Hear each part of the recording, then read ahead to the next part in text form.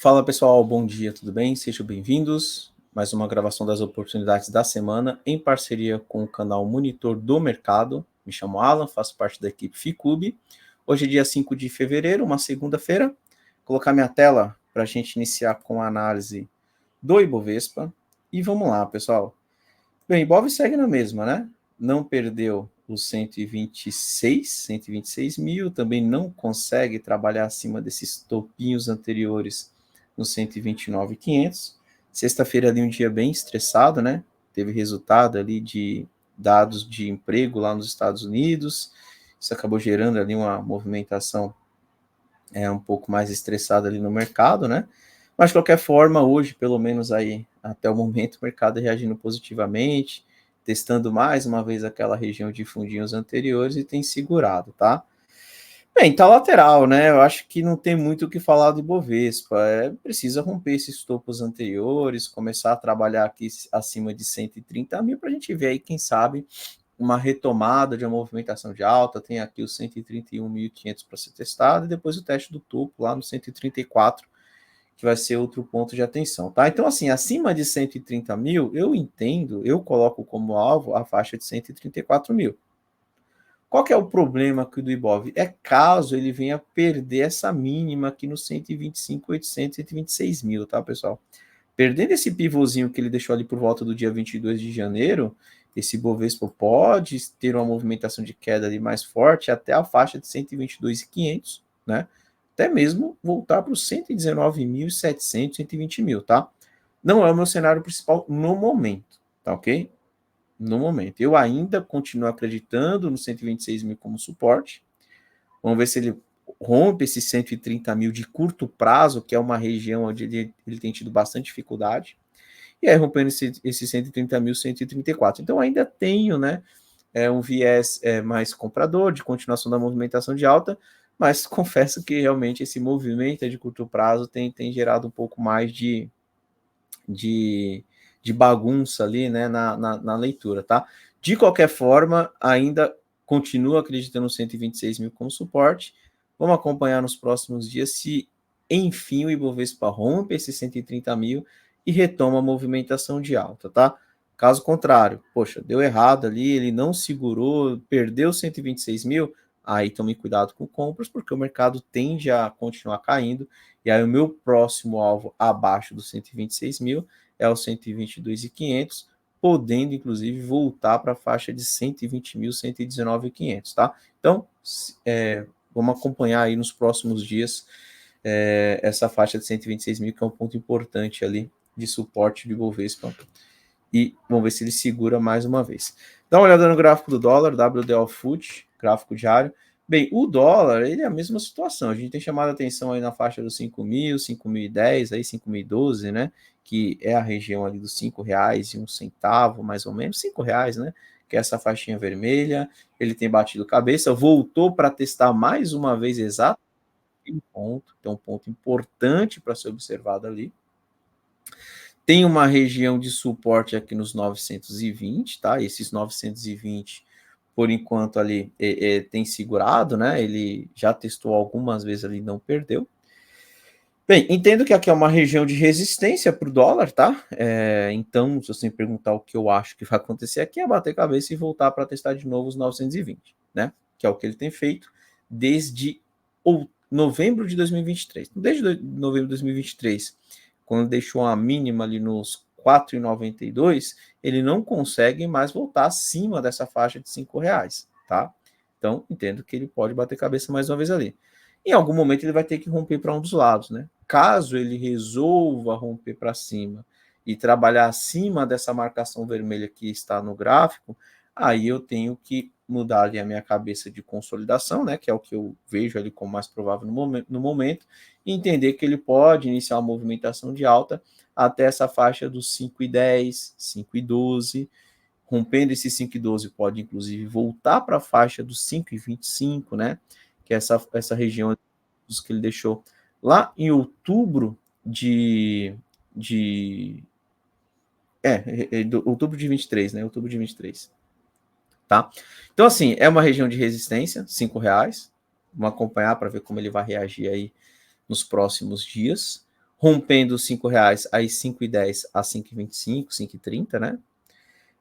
Batendo cabeça nos R$5, volta para testar de novo a faixa dos 4,90, que é aquela região onde ele tem tido bastante dificuldade em romper o dólar, tá ok? Bem, pessoal, toda semana eu trago 2 candidatos que estão ali num ponto interessante para ser observado, né? Hoje os 2 candidatos que eu trago, o primeiro é o gráfico de B3, B3SA3, gráfico diário. Vamos lá. B3, bem, quando eu coloco o gráfico semanal, dá para perceber que o B3 está meio lateral, né? Não consegue romper esses topos aqui de jeito nenhum, né? Tem tido bastante dificuldade. Então, topos ali realmente com bastante dificuldade, mas ele deu essa última pernada de alta, voltou ali para 50% desse movimento ali. Se eu traçar uma retração aqui pegando o gráfico diário, ele está exatamente no 50%. Mima 144 como suporte, então eu começo a ver, pensando no movimento de curto prazo, tá? Não estou pensando ali que ele vai estourar topo, pode até acontecer dele ir lá testar os R$15, romper aquela região e iniciar uma onda 3 para cima, né? Então aqui seria uma primeira pernada de alta, correção de onda 2 e aí um terceiro movimento para cima depois. Existe essa possibilidade. Mas, a princípio, a minha leitura aqui para B3 e SA3, eu entendo que está numa região de suporte importante, quando eu vejo a mínima 144, quando eu vejo 50% de retração, e a minha expectativa aqui é que, pelo menos, B3 e SA3 faça um movimento de repique para testar os topos anteriores. Tem esse primeiro ponto nos 14,30 e depois na região dos R$15, tá? É nisso que eu estou acreditando em B3 e SA3.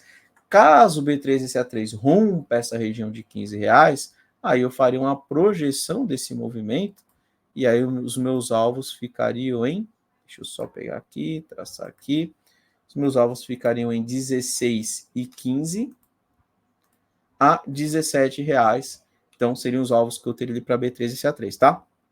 Então ele já chegou ali na mínima 72, tem reagido ali até de uma certa forma interessante, né? Apesar de não desenvolver essa movimentação de alta. 120 minutos, tempo gráfico menor, né? Pelos 120 minutos, o ideal é que ele comece a trabalhar acima desses topinhos anteriores, tá? 13,40, né? Começando ali fechar acima de 13,40, já chama um pouco mais de atenção. Não quer dizer também que fechando acima de 13,40 que ele vai estourar. Ele tem pontos ali no meio do caminho para serem observados. Por exemplo, essa faixa dos R$14 ali é um ponto importante para ser observado também. Mas eu entendo que a região me chama assim a atenção para um ponto de suporte importante, onde se ele formar um pivôzinho para ali, pode sim iniciar uma movimentação de alta, e aí a relação risco-retorno, eu entendo que ela é bem interessante para quem gosta de pegar esses movimentos de curto prazo, tá? Então vamos ficar de olho em B3 e CA3, gosto bastante aí do ativo, principalmente do ponto que ele está agora ali no gráfico, e aí formando o pivô nesta região, pelo menos ali voltar para testar os topos anteriores na faixa dos R$15, eu vejo como algo possível ali para o gráfico de B3, tá? Vamos dar uma olhada aqui no gráfico, no segundo candidato, que é o gráfico de CCRO, tá? CCRO 3, né? Gráfico de CCR. Então, vamos lá. Também deu uma pernada forte de alta, voltou ali para uma região de retração, também está no 50% de retração, está aqui testando essa região de topinhos que ele deixou quando ainda tinha uma movimentação de queda. Outro candidato que se eu coloco pelo semanal também tem uma região de topos anteriores ali chato, né, que não consegue romper, que nem B3, né, então ficar atento quando ele chega próximo dos R$14,20, mas de qualquer forma, pensando no movimento de curto prazo também, num ponto de suporte, 50% de retração, eu considero um excelente candidato para ser observado, tá?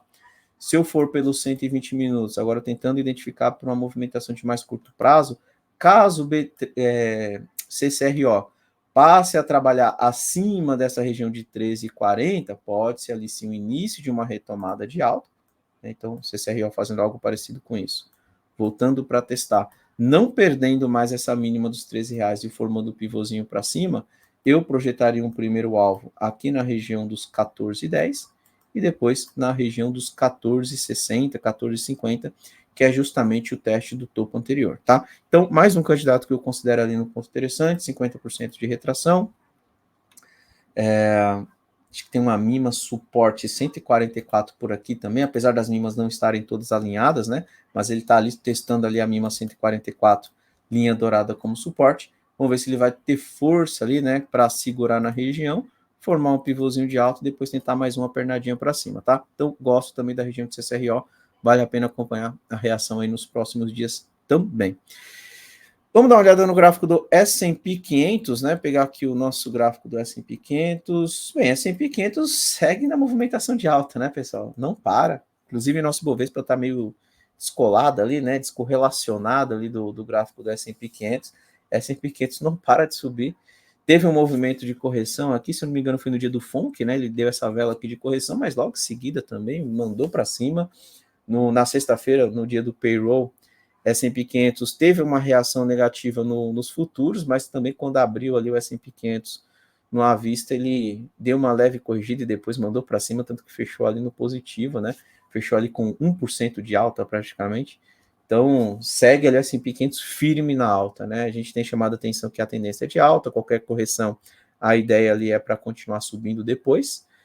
Eu tenho um alvo na faixa dos 5 mil pontos, né? Podendo buscar até o topo desse canal, que é lá próximo dos 5.100, tá? Então, vejo que o S&P 500 pode sim continuar subindo. E qualquer correção que ocorra ali no mercado americano, eu entendo que é para continuar subindo mais para frente. Então, caso o S&P 500 venha testar aqui os 5.850, a ideia depois seria voltar para testar topo e quem sabe até mesmo fazer um novo topo, dando continuidade na sua tendência de alta, tá? Então, S&P 500 ainda vejo que é para cima, só começa a mudar de ideia do S&P 500 quando ele começa a deixar um topo mais baixo, perde ali um fundinho anterior que ele deixa no gráfico, aí eu começo a reavaliar, né, para ver qual vai ser o comportamento do preço. Quem sabe a gente não tem ali uma correção mais profunda para frente, mas no momento, olhando o gráfico do S&P 500, como está ali no dia de hoje, ainda entendo que é para cima, e aí eu projeto um alvo na casa dos 5.000 a 5.100, seria ali o teste do topo desse canal que a gente traçou lá pelo gráfico semanal e que ele tem respeitado ali desde o ano passado, né? Desde outubro, quando ele deixou esse fundo aqui, ele vem andando aqui dentro desse canal. Aqui ele deu uma violinadinha ali, mas depois já retornou acima e segue na sua movimentação de alta, tá? Então, S&P 500 para cima no momento. Vamos ver se ele consegue lá testar a faixa ali dos 5.000 a 5.100, que é o próximo alvo. Dá uma olhada no gráfico do Bitcoin, BTC-USD, gráfico diário. Bem, Bitcoin também no ponto ali de decisão, né? A gente tem chamado a atenção ali nos 130 mil, 131 mil do Ibovespa. Bitcoin tem essa faixa dos 43 mil, que é um ponto também ali de curto prazo que ele precisa romper. Acima desses 43 mil, começa a ver Bitcoin voltando para testar novamente os 48, e aí tem que observar qual vai ser a reação dos 48 mil. Então, ponto importante ali para o Bitcoin, ponto de tomada de decisão também, mas de qualquer forma, meu viés também, da mesma forma que o Ibov, ainda segue um viés mais comprador, tá? Eu não consigo ver venda ali no Bitcoin. Poxa, e se ele não romper aqui, começa a trabalhar acima dos 41.700, será que ele não volta para os 38? Sim, acredito que volte nos 38. Mas mesmo assim, eu esperaria chegar nos 38 mil, que na minha opinião é um ponto de suporte, para observar a reação dele e quem sabe ali pensar em novas compras quando ele chega na região, tá? Não, assim, ainda não consigo ver ali operações de queda, né, na venda ali, numa movimentação mais forte de queda do Bitcoin, tá? Ainda continuo acreditando numa continuação de movimentação de alta e vejo que a compra ali, ela tende a dar mais certo justamente pelo fato do Bitcoin ainda estar numa tendência de alta, apesar de ter lateralizado ali desde o dia 11 de dezembro, né? Desde dezembro ele está andando de lado entre esta faixa dos 40 mil, deixou uma mínima ali próximo dos 38.500 e essa é a região de topo dos 48, tá? Ainda vejo lateral. Vamos acompanhar, né? Acima de 43 mil, volta para testar os 48. Se por um acaso ele começar a perder esse paviozinho aqui, perder essa região dos 41.500, aí a gente pode ter sim uma correção do Bitcoin voltando para testar de novo ali a faixa dos 39.800 a 38.500. Tá ok, pessoal? Então é isso daí. Vou encerrando por aqui. Desejei para todo mundo uma excelente semana e semana que vem estamos de volta aqui com mais uma gravação das oportunidades da semana em parceria com o canal Monitor do Mercado. Um abraço, pessoal, e até a semana que vem. Tchau, tchau.